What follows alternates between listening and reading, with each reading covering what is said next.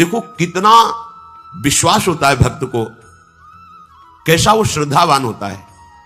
एक राजकुमारी और दूसरी एक जमींदार की पुत्री, दोनों को मित्रता थी। एक दिन राजा के यहां भगवत प्रेमी महात्मा आए। वो संत सेवी राजा थे। महात्मा जन आते रहते थे और महात्माओं का कार्य ही होता है निरंतर अपने प्रभु की सेवा और सुमिरन में मगन रहना।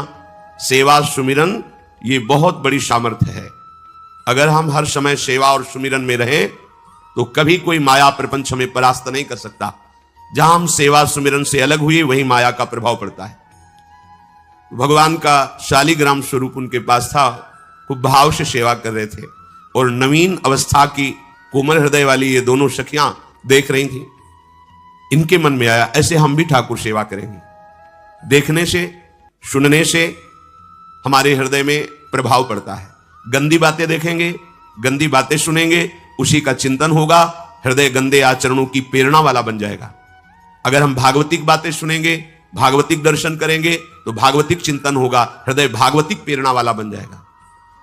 कई दिन संत भगवान रुके, रोज सेवा कीर्तन कथा, सरल हृदया।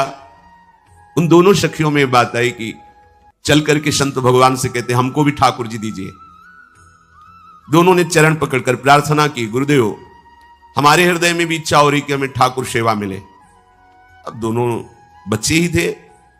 संत भगवान ने विचार किया सेवा पद्धति में बहुत सावधानी की आवश्यकता होती है। अभी ये बच्चे हैं, कहीं सेवा अपराध न बन जाए। सेवा अपराध भी होता है। उपासना में चलने वाले उपासक को सेवा अपराध और उप सेवा अपराध 32 ये 64, इन पर सावधान रहना चाहिए। ये गलती नहीं होनी चाहिए।